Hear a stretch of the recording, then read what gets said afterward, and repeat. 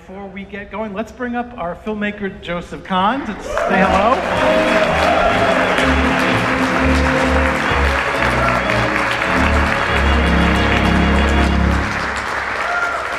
Hey, thank you. Thanks for coming. This is a labor of love. I spent a lot of money on it, so don't record it, don't put it on the internet, or you're gonna bankrupt me, okay? I hope you like it. I hope you don't get too mad, okay? So, well, here you go. Thanks.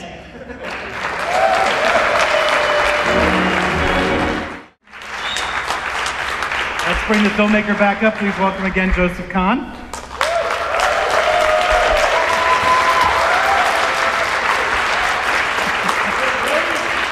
Thank you.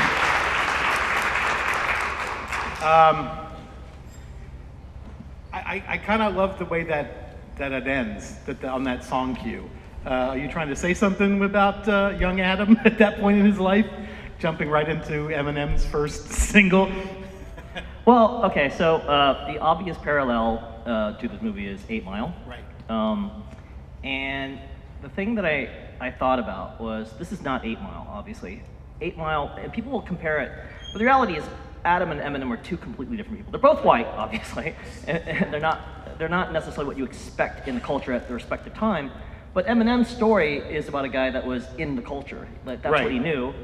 He lived that life. He hung out in those clubs, and he was just a big fan of hip-hop from day one, and learned that. And also he wasn't educated. Adam is weaponized. Adam is right. not of the culture. Adam, his father is a famous film, like a famous literary critic, and you have to sort of imagine that the kids that normally go into battle rap are not educated in sort of the vernacular poetry and things like that, but Adam is. It's kind of an unfair fight for Adam on a weird level.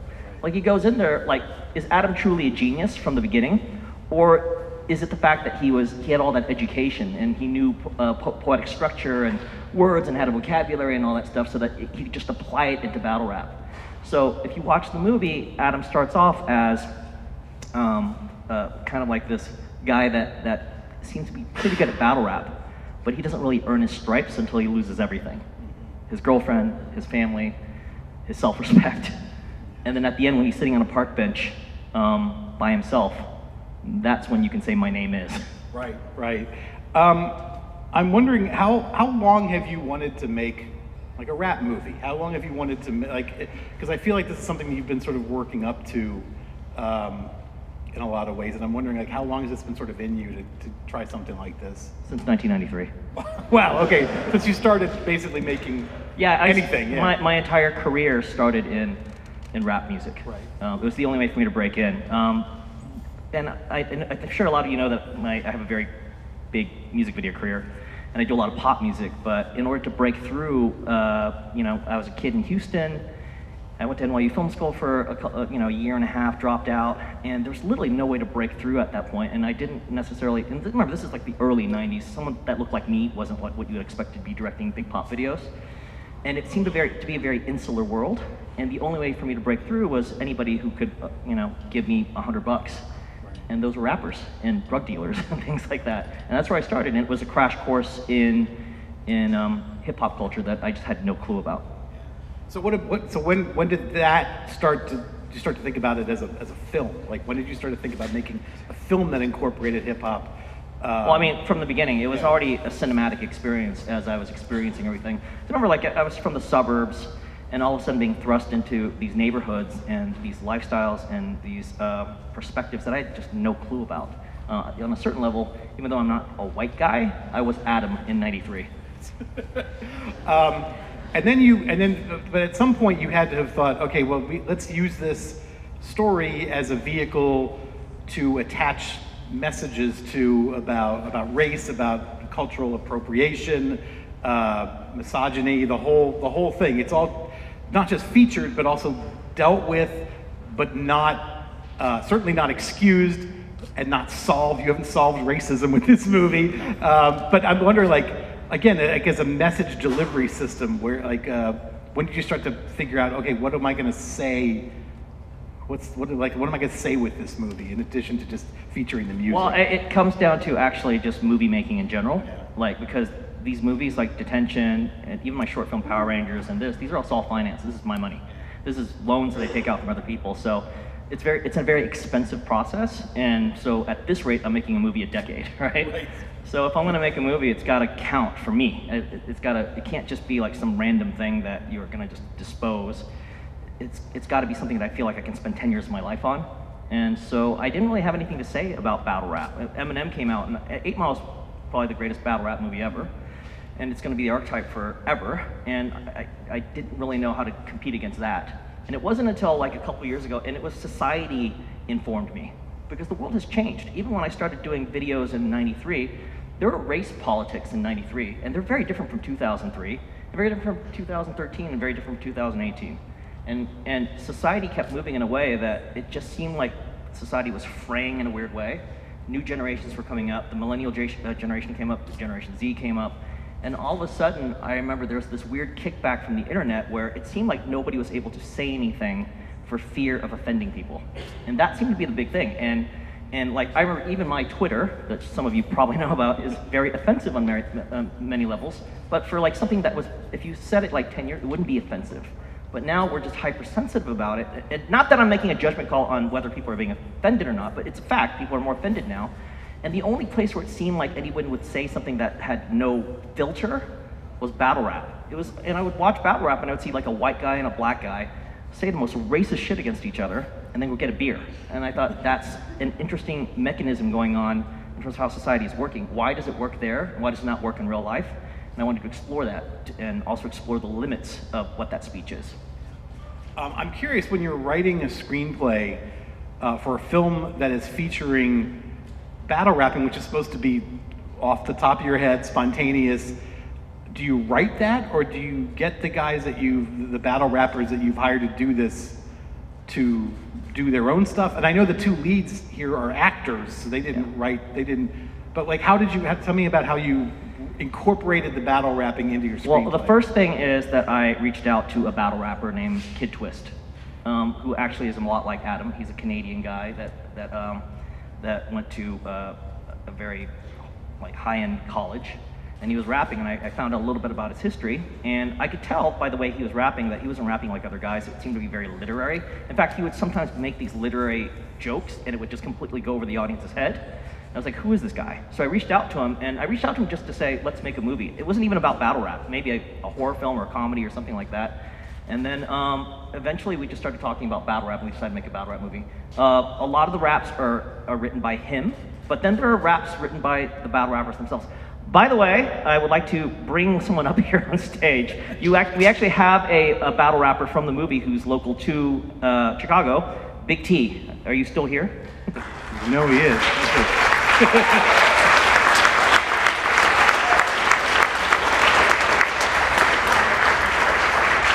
Because a lot of the movie...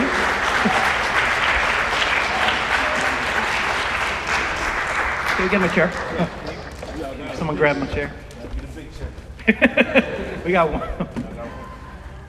So maybe he can talk a little bit about the rap. Well, okay. Like, I'd say like most of the movie are actual battle rappers. Right. And then I would cast authentic guys like this. They would come in there, they would change their lines and make it their own and bring in their own performance. Yeah. So maybe he can talk a little about that. Yeah, tell me, like, just talk about your scene. Like, how did you, like, what were you given, and then what did you change it to? I was given a little, just the outline, like 4 to 8 bars, but, you know, I added my sound effects thing. People that know what I do, I just added my little trademarks into the battle. That's it, just the gun sounds and, you know, stuff like that, you know what I mean? Where did you, thinking of those, like, you animate, or I guess that's what it is, I don't know what you'd call it, but you kind of had this wonderful animation that you include anytime. Yeah. Sometimes that's a lot of freestyle, but that get planned out too, you know, that's a part of the performance, it changed. Yeah. So tell me about you went with, because this thing played like gangbusters at Toronto, Fantastic Fest last year. Every festival it seems to get like well, you said it gets a different jokes and different parts of it get different reactions from people from place to place. Tell me about some of the differences and maybe even what you noticed here that was landing or not landing. I mean, honestly, it comes into like if they're hip hop fans or not. Right. You know, like so like when in the beginning when Maya goes, what's a jump off? If the audience is laughing really hard at that, then they're into hip hop. The audience did not laugh at that here. So it's just different jokes for different people. Right. So this is going to be, at some point, this is going to be on YouTube Red. Why go with that? And actually, I remember when that first was announced, it was a huge deal. It's like almost like a seismic shift in a way, that something that had this much buzz behind it was going to be on YouTube Red. And it sort of, it feels like in not a small way that it's sort of adding another layer to this distribution model that is in constant flux right now. Well, the big difference is that in my previous film, Detention, which was released in 2012, they did that model where it's like day and date, where it's it's in theaters for 10 screens, and then it's on like the internet at the same time.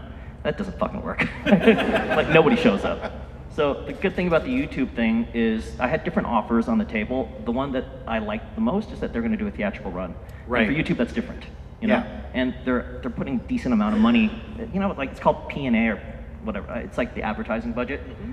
So it's just a decent amount into an actual real theatrical release and teaming up with a partner that we can't announce yet. But that was part of the deal. And then I don't really care how it gets released on a streaming service, quite frankly, because at the end of the day, people will stream it. So the theatrical component is important, because I think it's a theatrical movie. I think it's an audience experience movie. Absolutely. That's what I was going to say. I'm glad it is getting a theatrical release. Do you have an idea about when that might be happening? I can't say yet. You can't say, okay.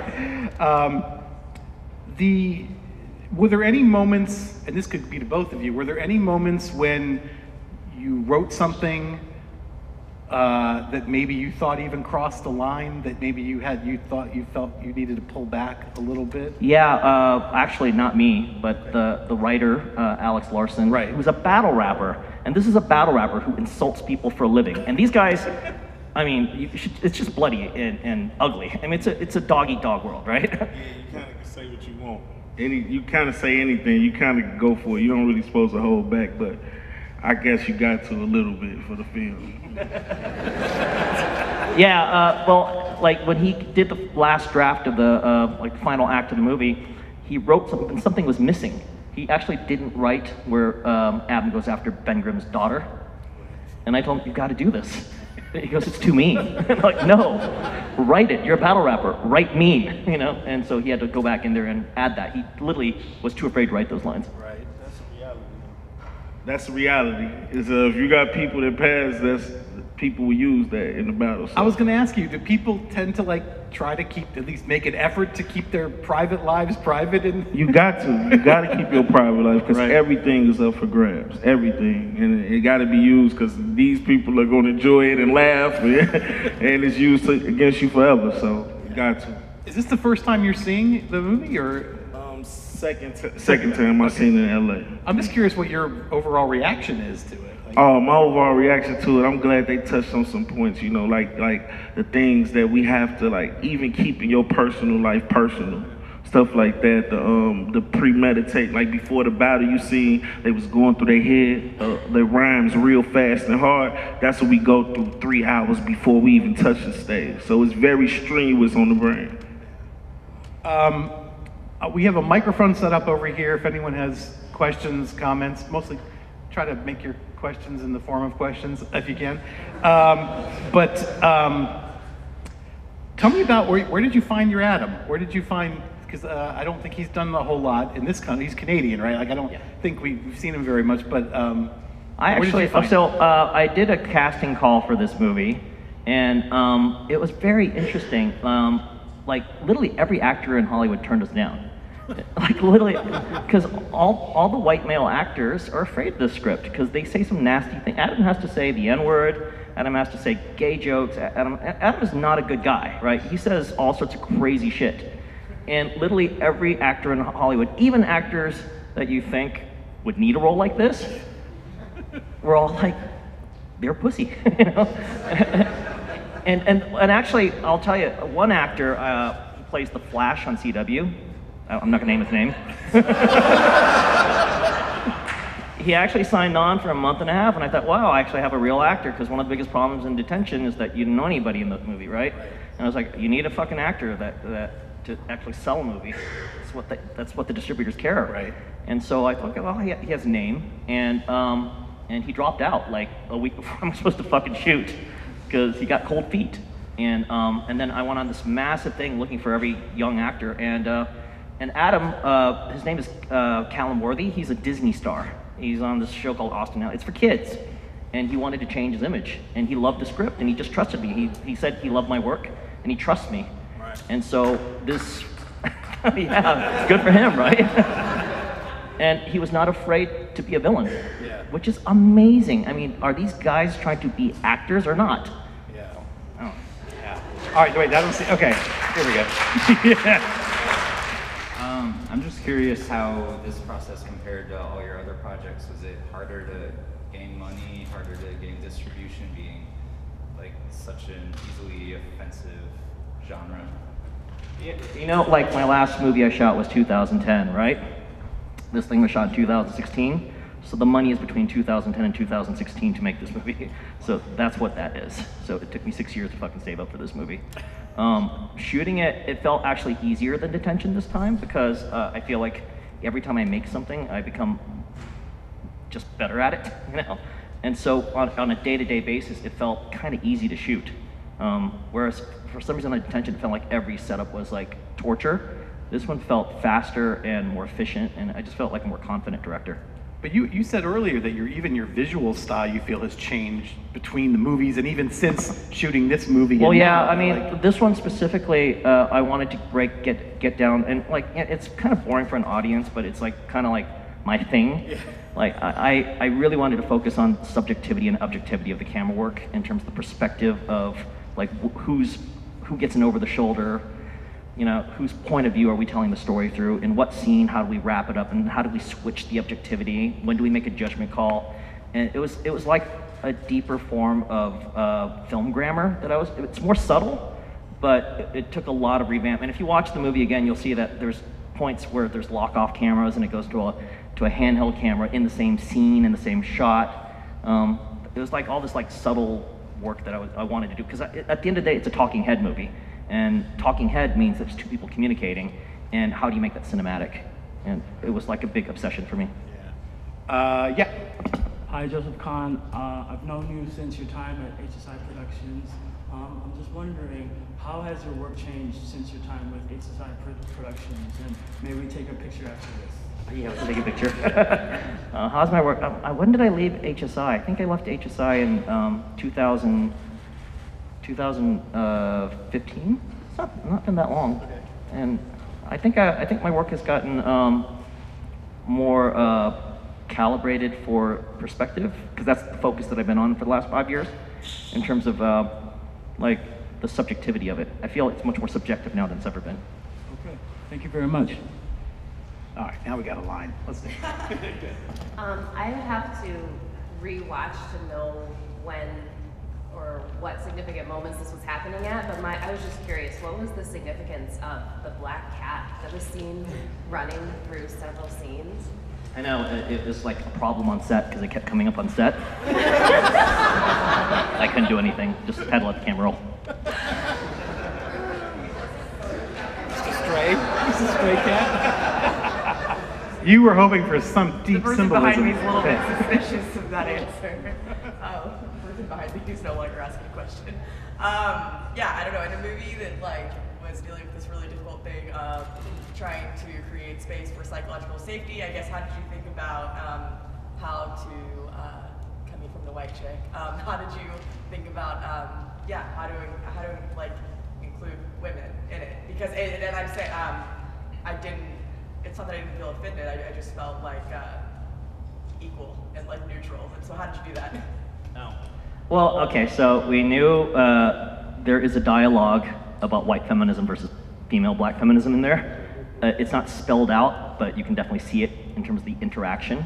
And more importantly, you know, if I've done my job correctly, hopefully in this movie, you'll see that there are certain judgment calls you make early on in the movie that you're absolutely, like, for instance, you absolutely hate Maya, right? She's a villain. But also, by the end of the movie, as much as you hate her, she has a point, right? She's actually kind of justified by the end, but then you still hate her, right? So it's a movie of contradictions, which I feel any dialogue today is. Like, if you really look at the dialogue of any politics today, one person says a fact, another person makes a counterfact, another makes a counter-counterfact. That feeling you had back in the, like 10 years ago when you're on a message board and you would just argue and someone would just keep countering, that's this movie. It keeps countering and countering and countering. Maya is a counter on a counter on a counter. Well, are there more women than we're, I guess this is a question for our friend whose name I forgot. Big T. Are there, is one woman rapper and It's a lot of them. It's a lot of. It's a whole industry of them. Yeah, and they tough. Yeah. I was wondering, like Adam's crew is like an Asian guy, a black girl, a white guy, and Anthony Michael Hall's in the movie. Is there like little gang supposed to be like a breakfast clubby? Like, how did you decide to make them his crew? You know? Well, okay, so the battle rap league that we're basing it off is actually on a defunct league called Grime Time that was based in San Francisco a couple years ago. Do you ever rap for them? Yeah, no, I got it later. You got it later. And they were kind of a more multicultural league because of the way California is. But you know, there's still like there's definitely like different leagues out there that some are like more black leagues, some are like slightly white leagues and multicultural leagues. But this is based a little bit more of an idealized league where everybody's in there. But you do see that, like you'll see people of different races go in and battle each other. There may not be a crew that exists that's that perfectly cast, you know, but we're making a fucking movie, you know. At the events, it's like that. Like those guys, I could specifically probably tell you it's a battle of that kind of reminded me of that. It's like that at the atmosphere where all the races get together. It's not really no big deal. And the other thing, you know, I think that's interesting about it is, you know, one of the questions people always wonder about is like, you know, why do they say these things, you know? Like, why do people suddenly say all these racist things towards each other, and why are they getting along and stuff like that? Because at the end of the day, one thing I've noticed about like doing rap videos in like poor neighborhoods, like race is there, you know, it does exist. And a lot of times race intersects in interesting ways. Like for instance, there are Mexican neighborhoods and black neighborhoods and they intersect each other. Then there's poor Asian neighborhoods. And you know, if people fight, you're gonna fight with like guns and knives and fists, or you might use words. And quite frankly, the rapping, the battle rap is the safest form of, you know, confrontation. It is the safest form. And it may be the most critical form because they're at least having a dialogue. Anyone else? Last chance? Wrapping it up? Okay, that's a good, okay, then we're ready to, we could probably stop this. Guys, thank you. Actually, Joseph, and I'm assuming you as well, T, will, they're gonna be in the lounge hanging out if you guys wanna say hi. We gotta clear this out, but guys, thank you so much for coming out to Chicago. Thanks for sticking around.